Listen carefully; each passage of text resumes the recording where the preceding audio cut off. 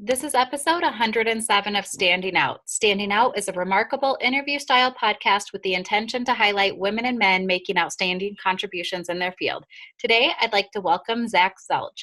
Zach is an international healthcare sales leader with a 25-year track record of driving more than 1,000% growth, who has twice driven up the value of companies by building their international sales footprint. The last time from a family-owned domestic company to a $370 million global leader. Zach has lived half of his life in Europe, Asia, and the Middle East and spent thousands of work days spread around the globe. For fun, ex-paratrooper that enjoys boxing, lifting, running, and spending time with the family. Zach, thank you for being here. Thank you for having me. Of course. Hey, so quick question. Tell us about this ex-paratrooper situation. That sounds interesting. Yeah. So, basically, I went into the Army. I basically as a kid, I really didn't have. I didn't really have very many resources. I wasn't really in a position to go right to college after high school, and so I went into the Army, and I served for a few years as a paratrooper, and that really helped sort of drive my career because, what happened was I got out of the Army right around the time that just before the wall came down, the Berlin Wall came down, and I got involved in selling military surplus in Eastern Europe and then in Africa, and that really sort of helped launch my career. So, I'm a big proponent of people serving in the military. I think it's a great way to give young people skills and maturity and command ability and so on. And I found the discipline from the Army has really, really helped me over my life. People don't quite get how all invasive and all inclusive the military lifestyle is, especially when you're, a frontline infantry combatant. You learn just discipline, you learn to take care of your things, you learn to think critically, you learn to think about a plan B, all those things. So, and I've used that my whole life in driving sales and in management. It's been very helpful. Yeah, that's really interesting. Did you see, this is going to sound so cliche, but about a year or two ago, there was that viral video of the Marine giving, I think it was a graduation commencement speech, and it was about making his bed in the morning. And I think, I know exactly what you mean. Yep. And I think it inspired half of the global population to make their bed first thing in the morning. But I get what you're saying about it impacting more areas of your life than just the job piece, Oh yeah, it impacts pretty much everything. I mean, the Army is very much a meritocracy in a lot of ways, but it also deals with a hierarchy. It deals with discipline and so on. So if you do well, you throw yourself in, you work hard, even as a young person, suddenly you find yourself with a huge amount of responsibility. I had, I essentially led men into combat at age 19, right? So I'm dealing with people who I'm responsible for their health, their lives, their everything. Yeah.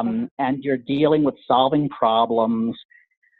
People are treating you, now obviously there's a hierarchy, but people are treating you, you're dealing with people who are treating you with respect and treating you as an adult and a decision maker, as long as you do your job well and you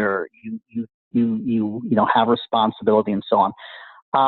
And it goes through your whole life. It impacts the way I father my children, the way I deal with my children. It impacts, pretty much everything. And it gives you a huge amount of confidence. I remember somebody telling me, years ago when I was a kid, basically, well, once you've done something like this for the rest of your life, you know that you can pretty much do anything. And that's pretty much the way it is. Yeah. Yeah. I get that. The other thing that I'm super impressed with, and I'm sure everyone is impressed with, that you took a family owned and operated business and took it to 370 million. I think we'd all love to know how. And I'm sure it's not just like, oh, I just did this one thing and it all worked out, right? But how do you right. Well, how do you even make that shift? So really, one of the best ways you can grow a company is by growing your international sales presence, right? Because if you're a domestic company, you're only worth a certain amount. Once you have a global footprint, you're worth a lot more, right? And a lot of companies in the United States now, if you think about it, the say middle market, privately owned or family owned manufacturing companies. Who owns those, right? A lot of them are owned by people in their 50s or 60s who are looking to exit in the near future. Maybe they're people who realize that their kids aren't going to take over. And that's essentially where I was with my last company. This was a family-owned business, third generation. They knew that the kids weren't going to take it over. And they knew that they had 10 years or so to build up the value. And the best way to build up the value was to try and drive international sales. So they hired me.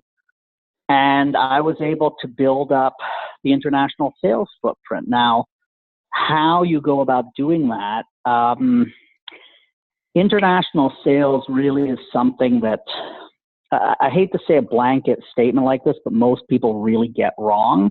They really do a half-hearted effort very often. So it was really a matter of going through and like you said, not changing one thing. It was changing 100 little things. Yeah.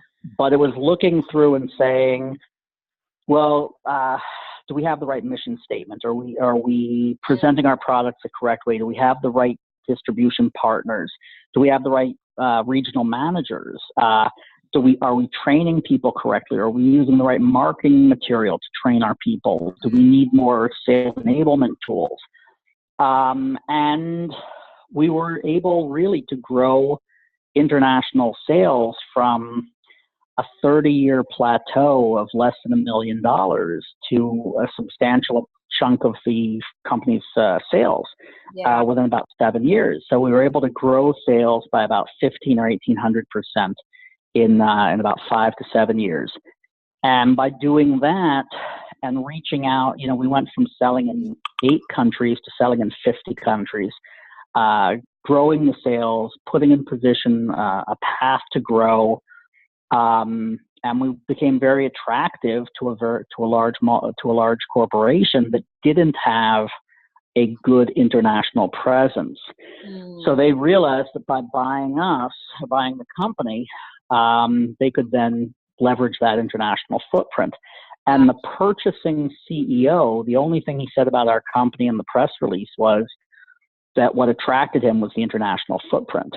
So he could basically take that international footprint and leverage it for additional products. Right. So really by growing, there really is no better way to grow the size of the value of a middle market manufacturing company than to grow their international footprint.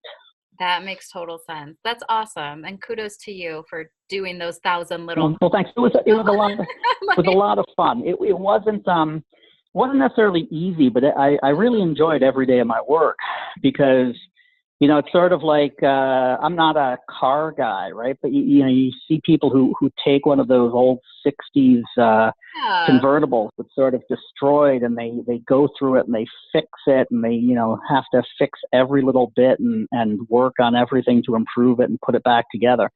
And that's sort of the feeling I have with something like that. It's enjoyable. Yeah. You discover another little thing that can be improved and you improve it, and you discover another little thing that can be improved and you improve it. So. That's really awesome. What, as we wrap up, what is on your radar Mhm. as far as an industry expert that you feel like we might all be talking about in another year or two from now as sort of a hot topic? Like what's your insider information on the industry?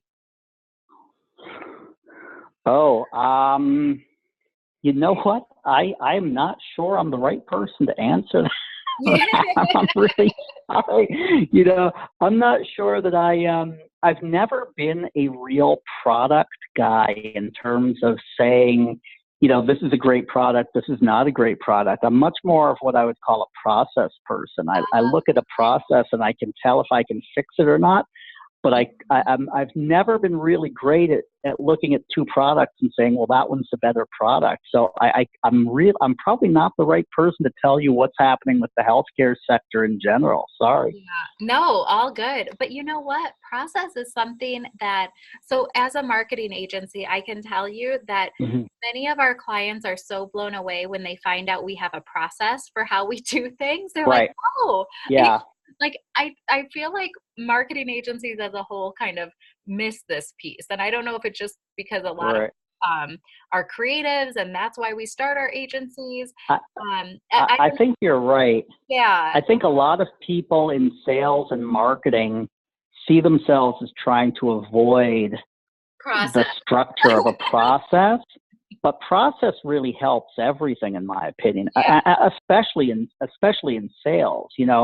A lot of you get very, very good salespeople who work their whole life without a process, and then once you introduce them to a process, they suddenly thrive and they shoot even better. So. Yeah, I totally agree. Well, thanks for being here. I really appreciate your time and No, your insight. no, no, this was fun. Thanks for having me. Good. You're welcome.